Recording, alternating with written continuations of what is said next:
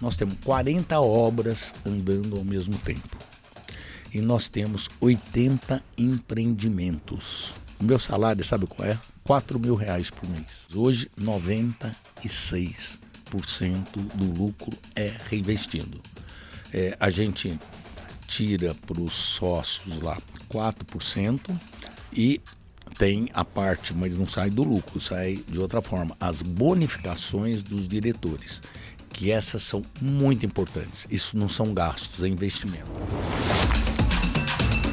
Desistir dos planos e mudar de rota nunca é fácil. E o Emílio Callas, o meu convidado de hoje do Zero ao Topo, sabe muito bem o que é passar por isso. Ele precisou sair de um emprego que ele já tinha há mais de 10 anos para começar do zero, precisou mudar todo o projeto de um empreendimento que seria o seu cartão de visitas, precisou abandonar os planos de um IPO que estava pronto para sair em 2006. Foram muitas mudanças e muitos aprendizados. O Grupo Callas, que o Emílio fundou, tem mais de 40 anos de história e no ano passado faturou 1,3 bilhão de reais. E algumas das lições que o Emílio aprendeu com todas essas mudanças de rota, ele conta hoje no nosso podcast.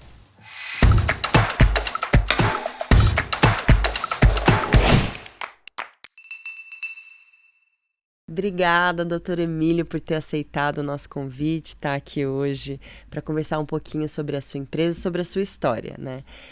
Então eu queria começar sabendo da sua história. Como que foi a sua infância? Eu sei que você nasceu em Passos, em Minas Gerais. E como que foi a sua mudança para São Paulo? Como foram os primeiros anos? Bom, primeiro, a honra é minha estar aqui. Muito obrigado, Mariana. Olha, eu nasci em Passos. Eu diria que de uma família classe média, tive uma boa infância, sabe? Principalmente porque meus pais, os dois, eram muito presentes e a gente sempre foi uma família muito unida. Mas a minha mãe, que lia muito, né? Ela lia aquele famoso Estadão de cabo a rabo, né? E ela achava que em Passos eu não teria tanta chance para estudar, para fazer escolas boas. Então, com 10 anos, eu fui passar 4 anos em Franca, que é São Paulo, né, na casa da minha avó, para fazer um colégio que se chamava Champagnat, de Irmãos Maristas, tal, que hoje não existe mais. Fiz os 4 anos e vim para cá, São Paulo. Meu irmão já estava aqui. Eu tenho uma irmã que é médica, mais velha um pouquinho, e um irmão que é mais velho e é engenheiro. E ele me deu um toque, falou: olha, Emílio, se você quiser entrar numa escola muito boa, você tem que fazer o Bandeirantes. E eu comecei a fazer o Bandeirantes aqui por indicação dele. Eu tinha 14 anos, eu sofri muito, porque um colégio era muito forte, perto de tudo que eu tinha estudado. Mas rapidamente eu consegui me integrar. Aí vim para São Paulo, fiz isso. Para entrar na escola, eu queria primeiro, porque era chamada a melhor escola, a Poli, da USP, né? E depois, porque ajudaria meus pais não ter que gastar. Porque teve uma época, quando eu estava no Bandeirantes, eu fazia o Bandeirantes, fazia o cursinho anglo-latino, a minha irmã fazia medicina e meu irmão fazia Mauá. Meus pais pagavam 4 escolas caras, que hoje não é brincadeira, né? Na verdade, eles acho que não tiravam esse dinheiro do que eles ganhavam, tiravam até de patrimônio que já tinham construído. E graças a Deus os 4 foram bem. Entrei na Poli e, entrando na Poli, o meu irmão arrumou para eu dar aula em cursinho. Eu estava com a cabeça raspada, 17 para 18 anos, e fui dar aula num cursinho lá no Oswaldo Cruz, na Avenida Angélica. Nem sei se tem mais. Mas eu fui tremendo. Eu nunca tinha enfrentado uma turma assim, tinha 35 caras, tudo com 30 anos, eu tinha 17, né? Eu falei, meu Deus do céu, né? Mas eu cheguei mais cedo e tive uma certa empatia com o aluno, que era praticamente o líder da turma, e fui me soltando. E comecei a dar aula. Isso ajudou também durante a minha trajetória, porque primeiro que eu tinha uma vida um pouquinho melhor, com um certo dinheiro, porque eu dei aula em cursinhos e chegou uma época, só para te contar, eu estava no 4º ano da escola, da Poli, eu dava aula no cursinho, eu ganhava mais do que um engenheiro recém-formado. Quer dizer, não é muito dinheiro, mas é mais, né? Se você pensar que um engenheiro hoje ganha 10 mil, eu talvez ganhasse 12 mil reais. E para mim era um mundo. Pensei até em largar os caras, pô, fica aqui dando aula tal. Eu tinha um cara um professor que eu gostava muito, muito meu amigo do curso anglo-latino, ele falou, não, fica direto tal. E por sorte a minha decisão não foi essa. Mas você dava aula de quê? De matemática. Ah. De matemática. E como que foi a decisão, voltando um pouquinho, como que foi a decisão de fazer engenharia? Foi por causa do seu irmão também, uma influência? Talvez. Meu pai sempre construiu um pouquinho, né? Tinha o sonho de ser engenheiro e não conseguiu, né?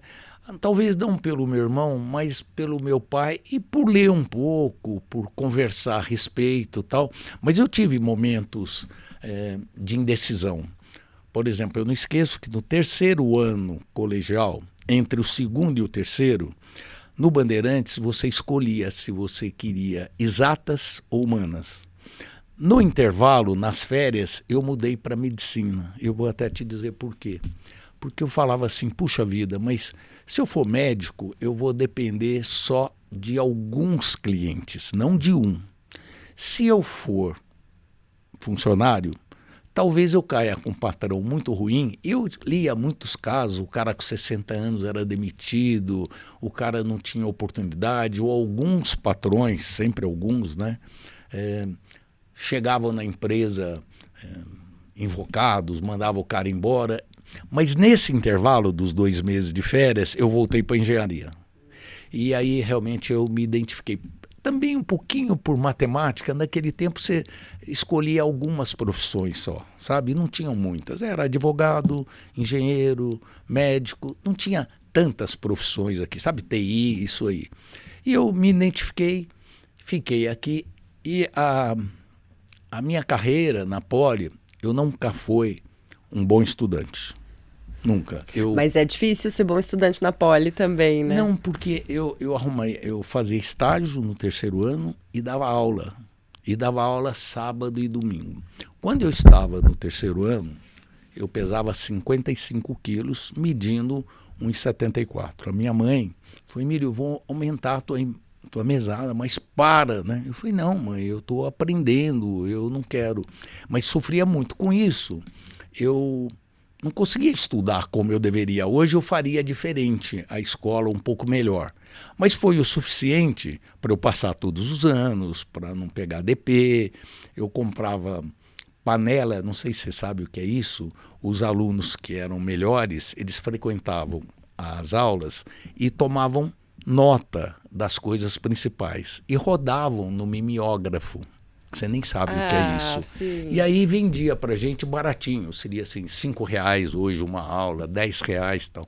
Eu comprava e estudava aquilo lá e conseguia passar, mas não foi uma faculdade como eu gostaria de ter feito, porque não dá na Poli para você trabalhar, fazer estágio e dar aula, não dá.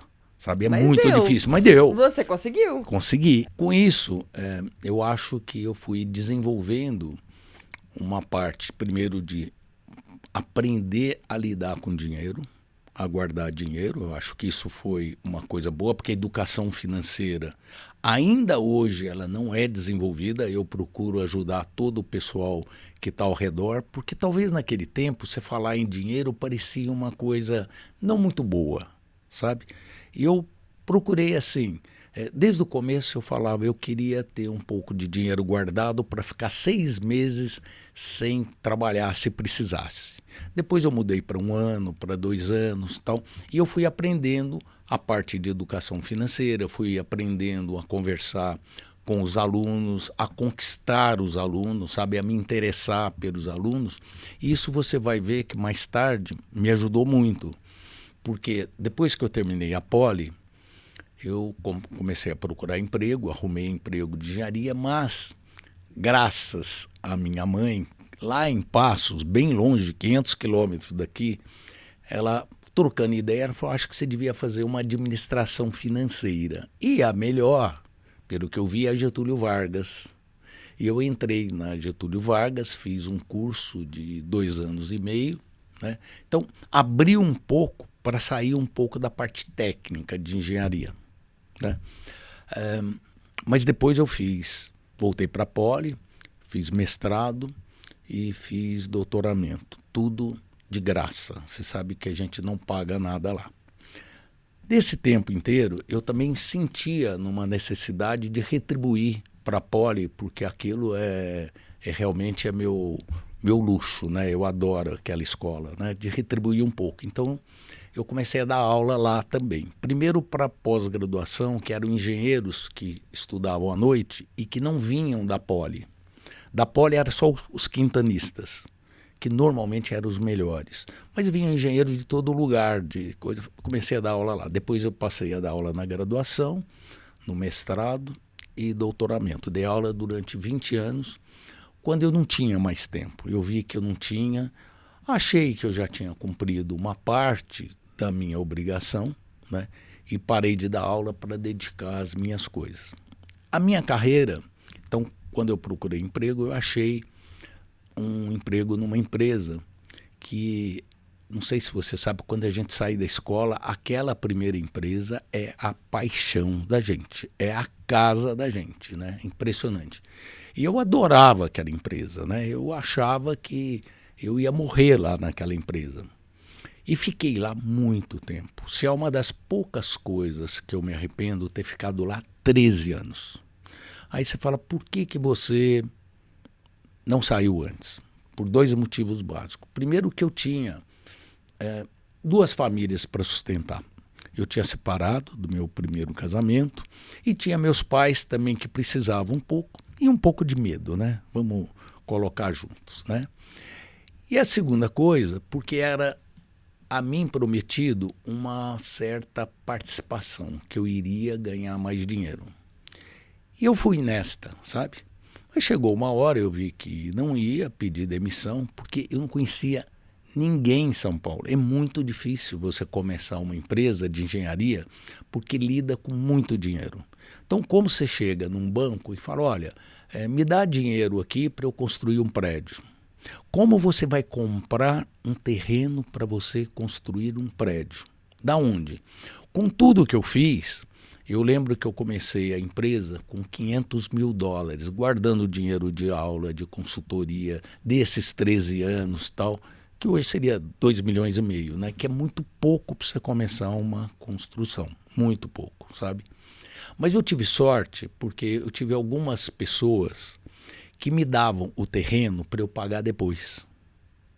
Então eu não tinha esse gasto inicial e já tinha muito conhecimento, né? Claro que conhecimento sempre falta, né? Não me acho pedante. Eu estou dizendo muito conhecimento para você começar uma empresa. Eu tinha uns 34 anos, 35, eu já tinha feito a GV, já tinha feito, acho que mestrado, terminando o doutoramento, eu já tinha trabalhado 10, 13 anos de experiência, então eu tinha uma condição para começar. O problema mesmo era dinheiro. E o outro problema, aqui em São Paulo, é muito sério, esse tipo de empresa você precisa de conhecimento. Ou você tem uma conta gigantesca num banco, que aí você não precisa, o gerente te apresenta o diretor e acontece, ou você tem que dar um jeito de conhecer o diretor e mostrar a tua condição de fazer, ele te dá uma coisinha pequenininha para começar e fazer. Mas no fim deu certo e a coisa começou assim a passos largos. Depois que um dono de uma construtora que só fazia obra de luxo me deu uns terrenos para a gente construir, aí comecei a pegar ritmo em tudo isso. E aí criamos esse grupo que cada vez ele está maior, porque pela minha maneira de ser, mas também, Mariana, por tudo que eu tinha observado antes, eu realmente trato o pessoal que colabora como realmente um colaborador. E eu acredito plenamente nisso, sabe? Eu nunca gostei da conversa de que um fazia favor para o outro. Eu não acho que o colaborador e nem o dono da empresa fazem favor para nenhum para o outro. É um acordo que fazem, cada um entra com o que sabe, né, com o que se propõe e pronto. Se os dois cumprirem, está tudo certo. E, se possível, que comece uma amizade daí. E hoje eu te diria assim, eu tenho funcionários que estão comigo que é a razão, assim, muito deles, a razão do tamanho do grupo, de 20 anos, 25 anos, 30 anos, que eles não querem sair e eu não quero que eles saiam. E aí fica um ambiente de felicidade. E como eu estava te falando, né, há pouco tempo eu li um livro que diz o seguinte, que a felicidade vem de Harvard, né, um dos cursos, ou o curso mais procurado de Harvard. O que esse livro fala, e eu acredito nele, que a gente fala, normalmente as pessoas falam, na hora que eu alcançar esse sucesso, eu vou ser feliz. E esse livro vai exatamente ao contrário. Fala, se você é feliz, é mais fácil você encontrar o sucesso. E eu acredito nisso e acho que o nosso grupo é uma prova viva disso daí. Eu acho que também é muito difícil a gente colocar uma meta para a felicidade, né? Porque sempre ela vai andar um pouquinho, né? Eu preciso de tanto dinheiro na conta, da casa tal, e desse endereço aqui, desse trabalho para ser feliz. Quando você chega lá, você já está com outras metas, né? As metas vão crescendo sempre um pouquinho.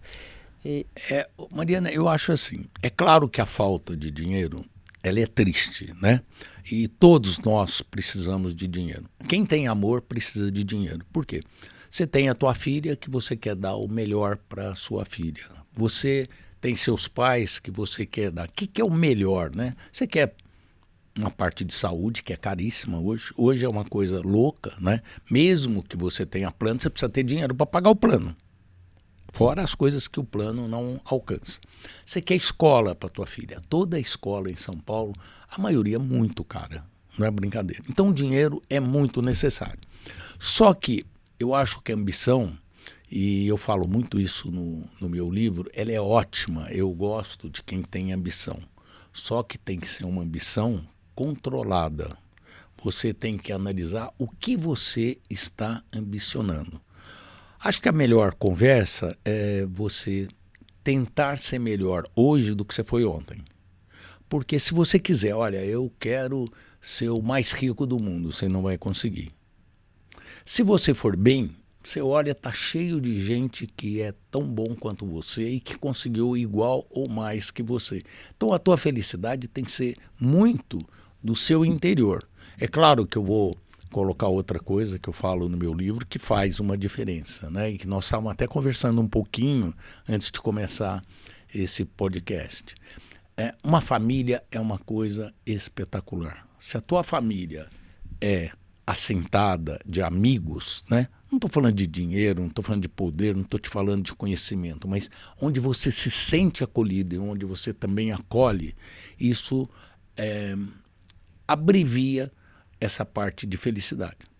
É claro que nós temos o imponderável, que é a parte de sorte ou azar. Isso daí, eu vou te falar, a gente ter nascido como nós nascemos, sem nenhum defeito, com uma inteligência normal ou talvez acima do normal, já é uma sorte enorme, né? Convenhamos. Né? A gente falou um pouco de sorte, falamos um pouco de felicidade, mas eu queria saber das dificuldades que você enfrentou, que o Grupo Calas enfrentou. Você começou uma empresa na década de 80, né? O Brasil é um país que sempre passa por momentos difíceis ali, mas a década de 90 foi particularmente, a década de 80 e 90, né, com os planos econômicos, foram particularmente complexas para negócios. Foi. Como que foram esses primeiros anos para você e que dificuldades você encontrou? Olha, na verdade eu comecei mesmo em 88, 89. Eu comprei uma empresa, por nada, mas também não tinha nada, eu precisava de uma empresa que tivesse 3 balanços. Eu comprei uma empresa que tinha sido constituída em 83 e uma coisa muito interessante, eu até recebi um arquiteto que era dono dela há pouco tempo atrás, ele foi me visitar porque falou, olha o tamanho que você colocou a minha empresa, mas para conseguir financiamento eu precisava ter 3 balanços. E o balanço não era nada, mas existia, contabilmente existia, está tudo direitinho, então passei a me credenciar nisso daí. Então comecei, a dificuldade é como você começar. Bom, eu consegui ganhar uma obra na Coab de 100 e poucas unidades e recebi de 2 amigos 2 terrenos para pagar depois. Conversando, eu consegui financiamento na Caixa e fui fazendo. A vida é assim, olha, às vezes você tem um pouco de sorte, às vezes tem muito de azar, mas você tem que ser estoico para passar por isso. Então vou te dizer uma das coisas que teve um pouco de trabalho, mas um pouco de sorte. O financiamento desses 200 apartamentos em São Miguel Paulista estava na Caixa. Eu procurei o gerente, falei, gente, vamos assinar logo isso aí. Falei, calma, Emílio, né? Isso está vindo de Brasília. Então, eu falei, na época, o gerente chamava-se Jongo. Eu falei, Jongo, eu preciso assinar isso daqui, pô, esse negócio de Brasília, ele disse para mandar de volta. Aí leva 10 dias, 15 dias, 20 dias, tal. Bom, resumindo, eu enchi tantas paciências desse cara que ele veio de Brasília um fax dizendo que estava tudo certo. E eu assinei na sexta-feira.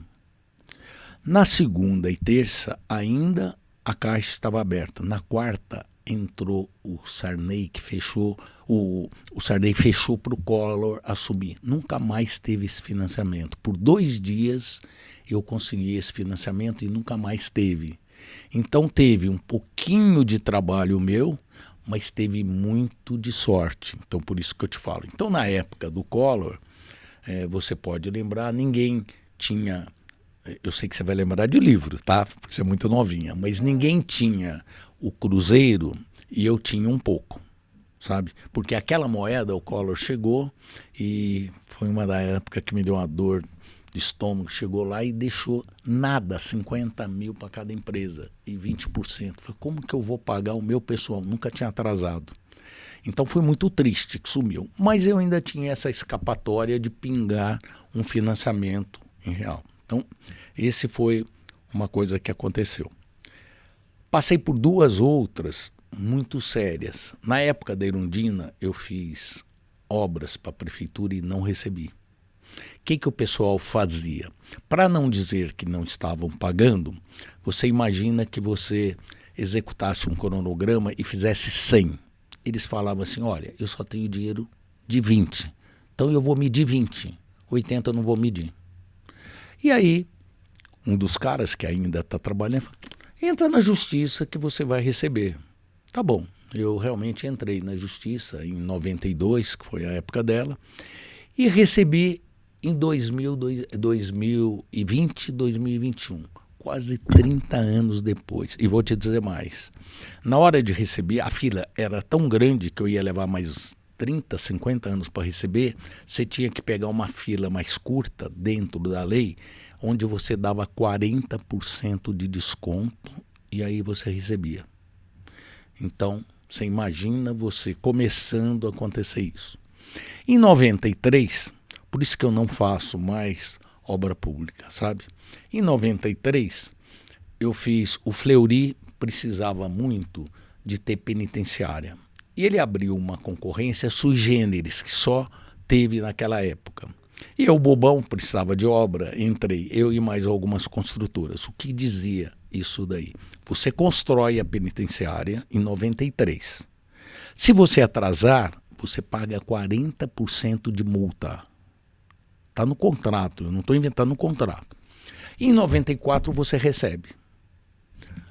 Bom, a gente conversou com ele, ele falou, esta é a minha decisão e é meu compromisso. Podem acreditar em mim. Eu falei com meus amigos, olha, governador vocês conhecem, mas vamos ver. Por sorte, eu construí com meu dinheiro. Então eu tive um problema, mas os outros quase todos quebraram, que pegaram dinheiro em banco. Em 94, ele pagou 20% dos 100%. E aí, entrei na justiça, vim receber também em 2022, 30 anos depois, com 40% de desconto, porque eu quis mudar de fila para poder receber mais rápido. Tá na lei isso aí. Mas eu era muito bobo assim, né? Eu tinha, por exemplo, 40 anos e falava, tá programado para pagar daqui 5 anos, com 45 eu pego o meu dinheiro de volta. Chegava com 45, nada, né? Aí chegou uma hora, foi, deixa eu receber. Esse foi uma coisa muito séria. Mas eu vou te dizer, a pior coisa que o nosso grupo, não posso queixar, agradeço a Deus, está enorme, tá? A gente hoje briga com as empresas de capital aberto, com as empresas que têm sócio. Nós não temos sócio, não temos dinheiro de sócio e nem capital aberto, então eu só posso agradecer a Deus. Mas você pediu para contar umas peripécias, né? Então vou te contar. Em 2006, eu ia abrir o capital. Eu tinha uma obra que era 160 milhões de dólares, são 800 milhões de reais. O Sky House, Sky né? House. Essa obra era 75, 80% de tudo que eu ia lançar. Uma empresa naquele tempo que lançasse um bi era uma empresa muito boa, tá? E já estava com tudo contratado para a gente fazer o IPO, o Credit Suisse era o banco mandatário, aí tinha o escritório de advocacia, tudo pronto. Todas as licenças arrumadas da prefeitura, todas. Lancei, vendi 80%. Seria o prédio mais alto de São Paulo também, né? Um prédio alto, eu não sei se seria o mais alto, mas era um prédio alto, com tudo aprovado pela prefeitura e dentro da lei. Mas você vender 80%, eu vou te dar um número hoje, porque é assustador isso. Eu vendi em um mês e pouquinho 640 milhões de reais. A gente com certeza estaria assim, no nível da MRV, provavelmente, né? Eu acho, se eu não fizesse besteira depois, né? Mas de uma Cirela, tudo. Aí tinha 4 vizinhos que tinham a cobertura do prédio do lado e realmente iam ficar devassados. Mas isso é coisa de São Paulo, não tem jeito. Às vezes você tem uma casa, sai um prédio do teu lado, você perde a tua piscina. Mas estava dentro da lei, todas as vantagens. Aí talvez tenha sido um erro meu.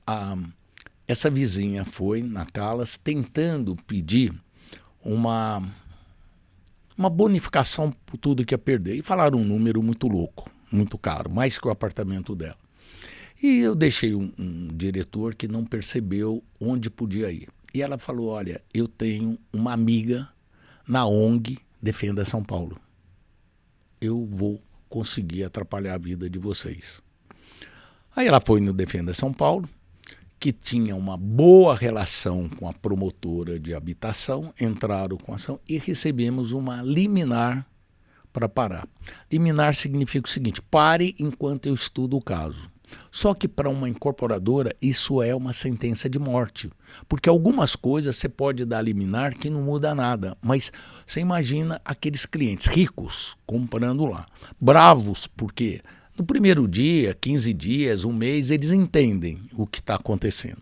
Depois eles falam, poxa vida, eu pus o dinheiro da minha poupança inteira aí, eu tenho que ver o lado deles também. E aí os caras começaram a ficar nervosos e eu não podia abrir o capital. Até o escritório que eu tinha contratado era o Machado Meyer. Ele falou, você consegue explicar para os americanos? Eu falei, olha, eu vou lá, tenho 20 minutos para fazer um roadshow. Vou falar para os americanos, olha, eu estou certinho. Quem está errado é o Ministério Público, é a Justiça, é a ONG, só eu que sou bom. E ele tem para escolher mais 3, 4, 5, 6 empresas que estão abrindo capital. Por que eles vão comprar nosso? Você concorda? Sim. Não interessa se você foi injustiçado. Eles são investidores, eles vão comprar o melhor para lá. E 2006 foi um ano que teve muito IPO, foi né? O melhor ano. Foi o ano que não tinha incorporadora no IPO. E aí eu voltei para trás. Bom, o principal foi mexer com a minha cabeça. Olha, eu entrei em parafuso. Chegou uma hora que eu falei assim, bom, vamos ver o pior que pode acontecer. Eu tenho dinheiro para devolver a entrada de todos. Se eu perder esse terreno do jeito que estão se propondo, eu ainda tenho uma consultora que é pequenininha, mas é boa. Eu não posso deixar afetar a minha saúde. Eu tenho uma família, eu tenho isso, e eu falava isso para mim o tempo inteiro. Tinha que ser estoico, né, que tinha que falar. Mas era altos e baixos, todo o tempo para mim. Eu tive muitos amigos falando, né? E aí, 6 meses depois... A obra ficou parada nesse período. Parada. Eu já tinha gasto lá, no dinheiro de hoje, 15 milhões na fundação, que eu perdia todo. Na fundação era uma coisa tão interessante que você tinha que concretar com gelo, tal, que veio gente de muitos lugares no Brasil para ver aquele estilo de fundação. Muito interessante, sabe? Que era uma inovação Uma tecnológica inovação, também. era uma coisa bem avançada. Bom, chegando, terminou o assunto, 6 meses depois eu consegui fazer um acordo, né? O meu advogado queria até redigir, porque eu tinha acertado isso com o pessoal, você pode fazer prédio de 30 andares. Eu falava, não, escreva que eu posso fazer até a altura máxima do prédio do lado, que era 29 e pouco. Eu falei, não quero correr o risco de nada, já que eu estou tendo a oportunidade de acertar, vamos fazer. Aí sim, 6 meses depois, perdi toda a oportunidade de abrir o capital, mas peguei uma época que tinha melhorado os preços, todo mundo que desistiu ficou chateado, falou, puxa, eu devia estar, eu devolvi o dinheiro para todo mundo e vendi tudo de novo. E diria para você que pensando só no empreendimento, eu resolvi a situação, mas sofri um pouquinho. Eu não sei o quanto abalou a minha saúde, mas eu fiquei sem dormir esse tempo inteiro. Mas eu também, assim, não queria jogar a toalha. Conversei com a minha família, falei, nós vamos devolver o dinheiro para cada um, né? E no começo tinha muita gente do seu lado. Depois as coisas começam assim, mas será que ele estava certo? Será que tal? Mas aí resolvemos, graças a Deus. As pessoas vão indo embora também, né? Com o tempo, o cansa, problema né? crescendo ali, continua o mesmo problema, né? Mas aí vocês retomaram o plano de IPO de novo e de novo tiveram que voltar atrás, né? Sim, nós estamos, na verdade, a gente está aberto para fazer o IPO. Nós estamos na Bolsa de Valores, cumprindo tudo que uma empresa de capital aberto faz. Nós temos a Deloitte como assessora mesmo para olhar, obedecemos tudo da Bolsa de Valores, nós só não vendemos as ações. Por quê? Porque tem muita gente que entra para fazer IPO porque está precisando. E aí a oferta é muito ruim. E nós, graças a Deus, não precisamos fazer IPO. Quando a gente conseguir fazer IPO, se conseguir uma oferta normal, nós faremos. Nós estamos prontinhos para fazer. Eu vou te dizer assim, às vezes eu comecei a entender melhor esse mercado financeiro de uns 15 anos para cá, entender com mais profundidade. Tem algumas pessoas que vão no roadshow, eles nem sabem o que está acontecendo. Então, por exemplo, as primeiras obras que eu fiz há quase 40 anos atrás foram econômico. Tinha cara que ficava lá assistindo e falava, mas vocês não fazem econômico? Investidor, mandando a coisa. Outros falavam assim, qual a diferença entre a Calas e a construtora A que está querendo fazer? Aí era difícil explicar, mas eu falava, o patrimônio da Calas é perto de 1 bilhão, o dele é 30 milhões. E da construtora B? Olha, nós lançamos 1 bilhão o ano passado, eles lançaram 100 milhões. Então algumas pessoas não estudam para saber a diferença de uma coisa para outra. No fim, eles colocam o mesmo preço. E como a gente não precisa, porque a gente não tem problema de sucessão, não tem um problema de sócio, a gente está bem. Sabe, eu acho que se for uma oportunidade, nós vamos fazer. Outra coisa, a gente não vai mentir para investidor, porque a gente tem um compromisso. Então, eu vou te dizer uma coisa, em 2018 para 2019, a gente falou, se a gente abrir o capital, nós vamos fazer de 1 bi a 1 bi 300 de venda todo ano. A gente, sem abrir o capital, fez. Cumprimos tudo o que a gente achou sem o dinheiro de investidores. Então não quero falar que a gente vai fazer uma coisa para atrair e depois não fazer. Sabe? Tem outras pessoas que trabalham, eu respeito, eles soltam a ação a 10, a ação cai a 2, eles falam, bom, vocês não querem, eu vou comprar de novo. Eles têm o direito, mas eu não quero fazer isso. Não quer dizer que eles estejam errados, vejam bem. Eu só não quero. Então acho que a gente, depois que você chega num certo patamar, eu acho que você tem que também seguir os teus princípios.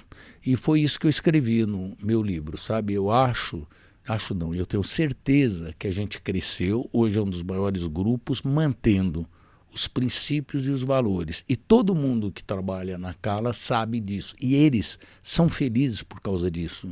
Eu nunca pedi que uma pessoa soltasse uma nota que não fosse do cliente, que comprasse o material de outra forma. Tá? Até para mim, até hoje, para você ter uma certeza, porque eu tenho outras coisas sem ser o Grupo Calas. O meu salário, sabe qual é? R$ 4.000 por mês. Por quê? Claro, porque eu tenho outra maneira de sobreviver e porque eu quero jogar tudo na Calas, porque como esse grupo é nosso, cada vez ele fica mais forte, você entendeu? Vai acumulando. Então é essa a ideia. Uma das coisas que eu vi em uma entrevista que você deu também foi que 90% do lucro mais de 90% do lucro da Calas é reinvestido. É disso que vem essa ideia também. Hoje, depois a gente vai mudar isso, se abrir o capital e tal, mas hoje 96% do lucro é reinvestido. A gente tira para os sócios lá 4% e tem a parte, mas não sai do lucro, sai de outra forma, as bonificações dos diretores, que essas são muito importantes. Isso não são gastos, é investimento, porque a gente tem, Mariana, com certeza, eu não vou dizer a melhor, porque aí fica muito arrogante, mas uma das 3 melhores equipes do Brasil, que estão lá há muito tempo, conhece, gosta, trabalha e estão sempre atualizados. Por exemplo, o nosso diretor de engenharia, ele é o coordenador da pós-graduação da Mauá. Então nós, conversando, levamos todo mundo para fazer cursos. Nós temos uma coisa que nós chamamos de Universidade Calas, que o pessoal faz cursos e cursos, muitos lá dentro, muitos fora que nós pagamos e que a gente quer fazer. Até agora teve uma mudança que tem coisas que o pessoal vai evoluindo e que às vezes eu tenho que deixar, porque antes a gente pagava 100% do curso, né? Hoje eles querem que pague só 80% para o cara prestar atenção. Eu ainda não tenho formado isso, depende de cada um, sabe? Mas de vez em quando eu não mando lá na Cala, sabe? O pessoal vem e enfia, o prato está feito. Mas eu acho muito importante estudar, porque isso daqui reverte para Calas. Outra coisa, não precisa assinar nada. Esse negócio de falar assim, você tem que ficar mais 2 anos aqui, 1 ano, até pagar o curso. Não, não tem. Se você quiser sair, você sai. Sabe por quê? Porque o cara tem que ficar se ele quer ficar. Se obriga uma pessoa a ficar, ele fica com má vontade, ele não faz. E não tivemos nenhum caso que o cara tenha feito o curso e ido embora. Entendeu? E você falou um pouquinho de sucessão, né? Que você não manda mais tanto. Brincadeirinha. Mas como que foi? Esse processo foi concluído bem recentemente, né? Foi. Como que foi o processo e como que é para você também não estar mais nesse dia a dia, né? Porque é um filho também, né? Que você criou ali. Não, a Calas é um filho. Eu estava te falando, eu leio muita biografia, e esse cara que foi meu biógrafo, ele escreveu biografia de algumas pessoas que eu admirava, né?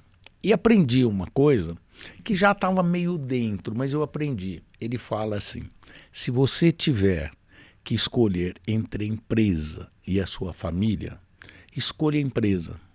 Porque se a empresa for bem, a sua família vai bem. Se você escolher de outra forma, a família vai zebrar e a empresa também.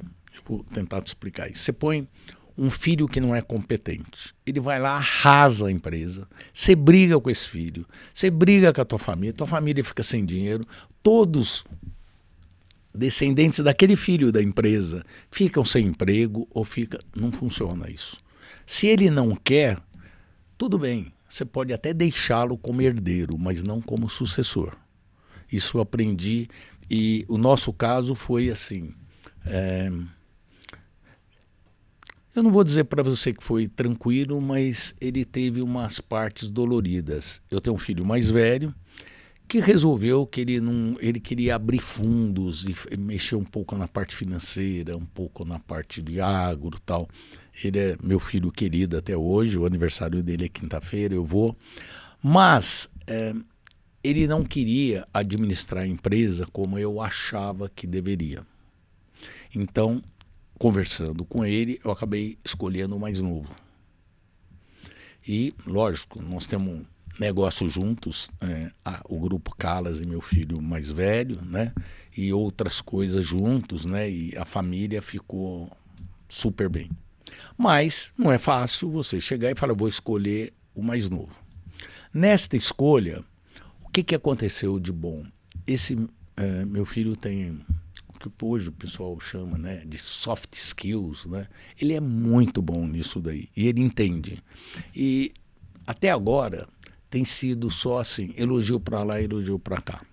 Por quê? Porque eu falo, puxa vida, nós ganhamos agora o Master Imobiliário. Eu falo, puta, Rafael, parabéns, né? Você ganhou. Pô, você pôs a bola no pênalti, tirou o goleiro, como que eu ia errar, né? Então, um admira o outro. Mas eu venho preparando eles desde que eles eram pequenininhos. O que eu falava? Se vocês quiserem trabalhar na empresa, vocês têm que estar muito bem preparados. E se não quiserem, também tem que estar muito bem preparados. E eu explicava por quê. Falei, talvez até eu deixe dinheiro, mas ninguém pode viver pensando em herança de pais. Em segundo lugar, vocês não vão viver, como eu já vi alguns, também de renda, né? Ficar de aplicação de dinheiro, de aluguel, tal, você tem que produzir. Para isso, vocês têm que se diferenciar. E vocês têm uma condição, porque eu estava bem de vida e tinha esse conhecimento para falar com eles. O que aconteceu? Os dois fizeram a engenharia na Mauá. Os dois, um fez administração da GV, o outro fez na INSPER. O mais velho fez MBA em Yale. E o mais novo fez MBA na UCLA. Então os dois estão muito preparados quanto à parte de escola. E foi muito bom. E a escola, ela tem uma série de vantagens, eu acho. Além do aprendizado, você tem que descobrir como responder uma prova, como respeitar a minha colega Mariana, que está do meu lado. Na escola fica todo mundo igual, porque o perigo do filhinho de papai é que todo mundo que entra lá te dá atenção, ouve. Se você falar uma besteira, o cara fala, puta, é filhinho de papai, mas eu não posso mandar ele para aquele lugar por causa disso. Então, esse cuidado a gente sempre teve, sabe? Teve uma época, meu filho mais velho teve que ser operado em Paris do colesteatoma, que é um tumor benigno que dá no ouvido. Teve porque a gente estudou, já tinha voltado 2 vezes, e a minha irmã é médica, o lugar que poderia dar certo e deu seria em Paris, foi no ano 2000. Do ano 2000 até o 2011, a gente voltava todo julho em Paris para que ele fizesse os exames, para que fizesse até receber alta. E eu sempre pedi, vocês nunca falem que vocês foram para Paris, porque pode soar sofisticado. Hoje não mais, sabe? O carro importado lá atrás era uma dificuldade, hoje quase todos os carros são, ou muitos carros são importados. Então, sempre tivemos esse cuidado para não parecer arrogante. Sempre com esse cuidado, porque o perigo, você tem 2 maneiras de educar teu filho quando você tem uma empresa. Ou você manda trabalhar para outro, ou você põe na sua. Se você mandar trabalhar para outro, quais são as vantagens? Você aprende a engolir sapo? Você aprende a fazer um trabalho e teu chefe falar que foi ele? E coisas nesse nível. Você aprende a ser humilde, a passar por cima, engolir sapo. Tal. Na tua empresa, qual é a vantagem?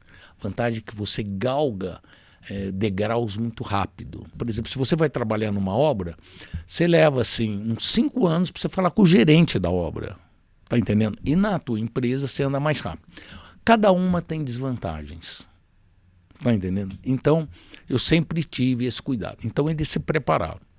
Quando eu comecei com o Rafael, comecei a passar aos poucos, porque ele fez agora 34 anos. Tocar um grupo grande desse com 32 era um desafio.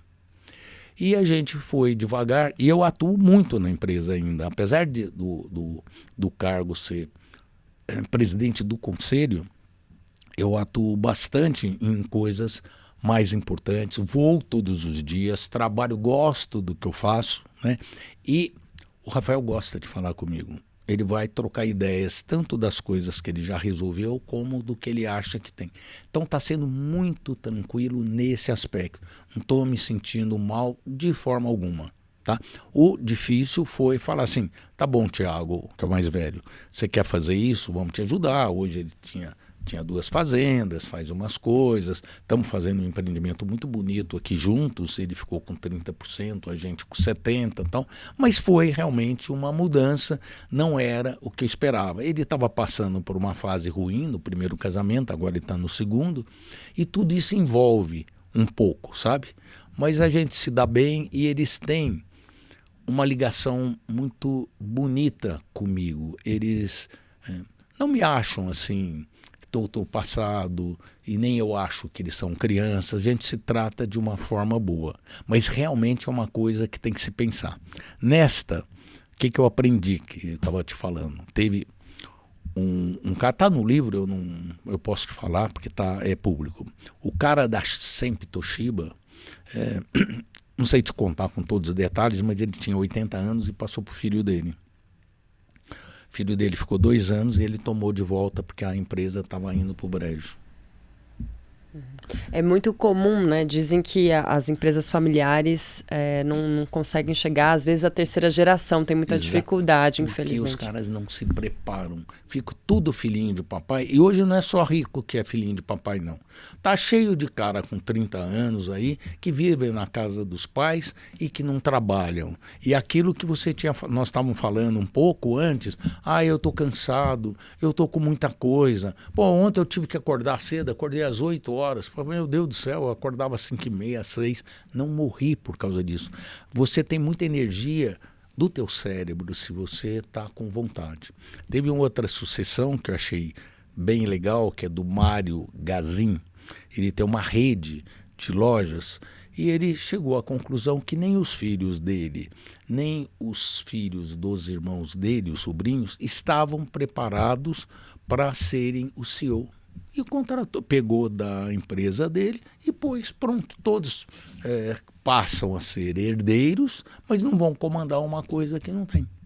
Essa foi a ideia.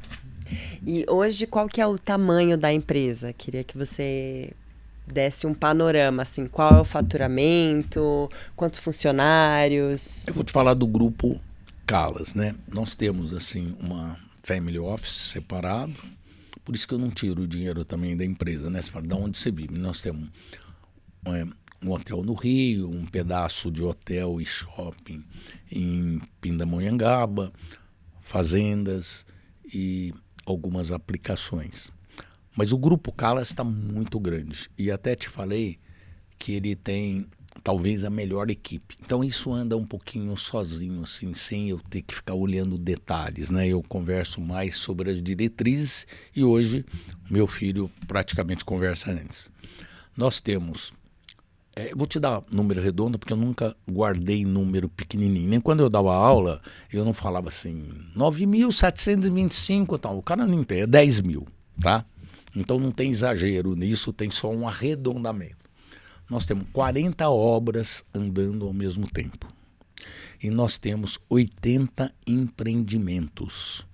O que significa? Por que você tem mais empreendimentos do que obra? Porque tem empreendimento que eu não comecei a obra ainda, entendeu? Está no período de lançamento. E tem empreendimento que eu já terminei as obras, está em período de repasse, ainda tem algum estoque e coisas assim. A gente está no melhor período para colher os frutos que nós plantamos. Eu vou tentar te explicar. Mas hoje a gente está com um plano de sempre lançar assim. Esse ano talvez seja 1,5 bi de lançamentos. E vender 1,5 bi. Né? Porque lançar é uma coisa, vender é outra.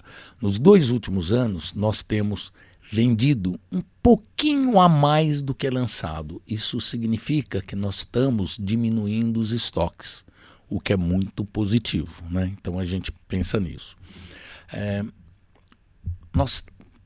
Parte do faturamento, pela sistemática da contabilidade, você lança 1,5 bi e não, a receita não é 1,5 bi. Por quê? Porque é o famoso, para quem trabalha na área sabe, POC. Você lança um empreendimento, se você vender tudo, você não contabiliza, você tem que contabilizar quando você começa a construir. Se você fizer 20% nesse ano, você faz 20% do valor dele. Imagina que seja 100 milhões, 20%, 20 milhões. Então, essas coisas depois nivelam, porque quando eu lançar lá, eu já estou contabilizando o de trás. Então, o ano passado foi assim, 1,3 bi, e a gente, número redondo, contabilizou 700. Esse ano a gente já contabiliza 1 bi. E o ano que vem, praticamente o que você lançar, você contabiliza. Tá? O nosso grau de endividamento é baixíssimo, baixíssimo, isso é muito bom, tá? Porque com esses juros é uma loucura, você tem que passar por isso. Mas essa tendência para baixar é muito boa. O que nós temos de diferencial? Há quase 40 anos nós temos diferencial. Nós trabalhamos na baixa renda e na altíssima renda. E com o mesmo empenho. Não é que faz um pouquinho de cada, não. Nós fazemos muito de cada. Porque eu sempre falei, poxa, eu estudei muito para falar que eu só sei fazer baixa renda. Eu estudei muito para falar que eu só sei fazer alta renda. Não precisa disso. Mas para isso, né, você tem que ter uma equipe forte. Nós temos em torno, no escritório, de 350 pessoas e com, eu não peguei esses números, mas 40 canteiros. Se você colocar uma média de 150 pessoas, dariam 6 mil pessoas nos canteiros. Não sei se você sabe, para cada pessoa que trabalha no seu canteiro, você dá emprego ou fortalece mais 5, que é o vendedor lá de material de construção, é o cara que vende esquadrias. Então a gente é responsável por 30 mil pessoas, o que é muito legal. A construção civil tem esta vantagem, tem outras desvantagens, mas essa que é multiplicador de empregos, sabe? É muito legal. Por isso que todos os governantes ficam preocupados, porque ele é multiplicador. É interessante isso daí e é uma realidade o que a gente faz. Então nós temos, por exemplo, só para você ter ideia de valores, nós temos habitação de 220 mil reais e habitação de mais de 20 milhões de reais. Porque é o alto luxo em lugares especiais. E a gente faz tudo, aliás, é uma coisa que eu falo desde o começo, que foi uma marca registrada nossa, que você tem que tratar a pessoa da classe econômica da mesma forma que você trata a pessoa mais favorecida. Vou te dizer o que é. Quando eu comecei, lá perto de comecinho de 90, 88, tinha uma imobiliária que eu gostava muito, eles falavam assim, faz um stand bem pequenininho para formar aquela puta fila para os caras terem aquela ideia de perda, né, aquela preocupação. E eu falava assim, não, vamos servir café, sanduíche, porque isso não é nada perto do valor. E a gente começou a fazer isso. Você, para assentar uma coisa econômica, você assenta, por exemplo, ladrilho. O outro você vai pôr um caro mármore. Os dois podem ser bem assentados. Você entendeu? A diferença é o preço da mercadoria. Mas não que um possa fazer uma junta de qualquer jeito ou deixar dar vazamento. Outra coisa, quando você não faz bem feito, você arruma um problema para o resto da vida. Ainda mais hoje, que graças a Deus, a evolução da lei do consumidor foi muito grande. Então você é cada vez mais responsável por tudo que você faz. Então, o nosso econômico, ele é um nível acima do que é encontrado aí. A gente começou, depois da pandemia, a colocar salas para o cara poder trabalhar em casa, sabe, embaixo, né? Porque o apartamento dele é micro, né? Então tinha salas para ele, a gente colocou energia solar. E uma série de coisas, piscinas. Aliás, o meu primeiro empreendimento, que foi em 88, 89, eu fiz uma piscina maravilhosa, eu fiz um monte de coisa, os caras assim, mas que é isso? Isso não é econômico? Eu falei, gente, pega essa piscina, divide por 200 para você ver quanto custa pra gente. E aí em São Miguel Paulista, que até hoje é um bairro menos favorecido, dava fila para comprar, porque o cara ia ter piscina na casa dele. Você entendeu? Então tem algumas coisas que você tem que andar um pouquinho na frente das coisas. Quer ver outra coisa que a gente foi um dos pioneiros? Foi terraço. Agora ninguém quer apartamento que não tenha terraço. Mas se você pensar isso nos anos 90, aí você fala, Emílio, por que você fez terraço? Ele custa mais caro, você põe uma porta-balcão e tal. Só que na lei não computava o terraço, ele não pagava o terreno, sabe? Era de graça. Aí eu pus, aí todo mundo, olha, tem terraço. Uma outra coisa interessante foi aquela cozinha gourmet, que hoje todo mundo já sabe o que é. Mas quem que não quer, morando num apartamento de 43 metros, com um terracinho, você poder convidar o teu amigo para comer um churrasco? Então, essas coisas ajudaram muito a gente a crescer, sabe? E acho que hoje a gente está numa fase muito boa. Não deve ter tantas inovações, mas tem inovações tecnológicas que nós estamos sempre procurando estar à frente. Nós temos um convênio com a Mauá, com a Escola de Engenharia Mauá, que meus 2 filhos fizeram, e que o diretor de engenharia é lá de dentro também. E a gente tem 2 convênios, um da Casas, que é o Econômico, e um da Calas, para poder aprender, absorver e ver o que tem de novidades, né?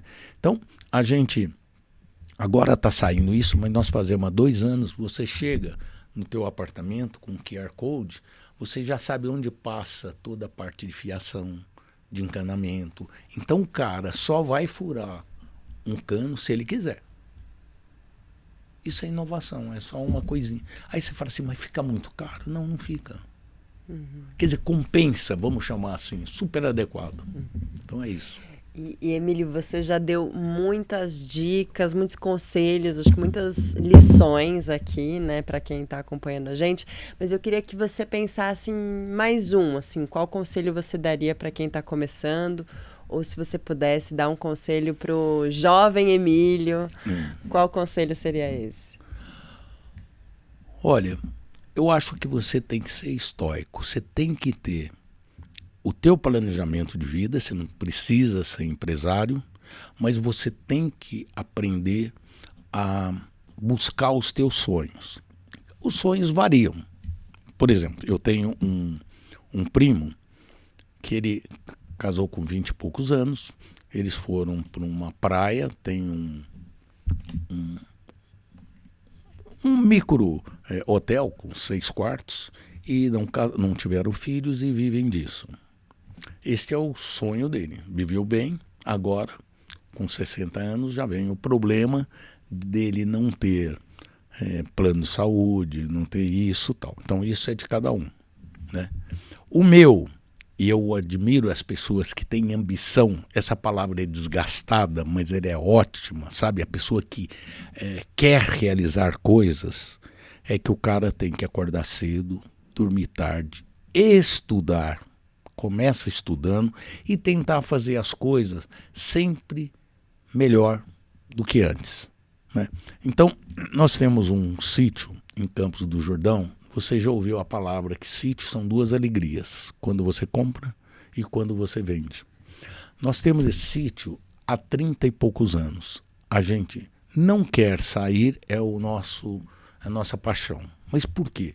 Porque nós acertamos com o pessoal que trabalha conosco. Eles estão há 30 anos. A minha mulher vai lá, ela fica na cozinha conversando com eles. Eles querem que a gente vá e a gente quer que eles fiquem lá. Então, quando você vai realizando coisas, você cada vez procura fazer melhor as tuas coisas, sempre você vai galgando. E outra coisa, tempo você tem que arrumar. Sabe, você tem que arrumar tempo. Eu acho que para o futuro, com o meu estilo de vida, você tem que preparar a tua aposentadoria. que é aposentadoria para depois? Para depois eu não falo para 70, eu falo para 40, para 50, para 60 e tal. Você tem que ter dinheiro. Dinheiro o quanto? O quanto você achar que sustenta o teu estilo de vida. Então, você tem que guardar dinheiro. Há pouco tempo, um cara perdeu o emprego com 50 e poucos anos. Eu falei, e aí, quanto você tem? Para não ter um tostão. Viajava todo ano, não tinha um tostão. Segunda coisa que eu acho que você é para a tua aposentadoria. Você tem que fazer exercício físico. Você tem que estar bem. Não adianta nada você ter dinheiro e tal e depois não poder comer alguma coisa, não poder viajar, não poder ir fazer uma trilha, quer dizer, você ficar se arrastando o tempo inteiro ou estar com preguiça, como a gente estava falando. Então, meu conselho é esse, sabe? Você tem que ser estoico. Vale a pena você acordar cedo, você dormir tarde, você estudar, você fazer aquelas coisas bem. E a tua paixão tem que ser fazer as coisas bem. E o dinheiro é consequência. Não estou sendo hipócrita, não. Ele é consequência. Você faz um trabalho melhor do que o outro, você vai sair melhor do que ele. Então é isso. Você falou de fazer exercícios, né? Que é importante fazer exercício.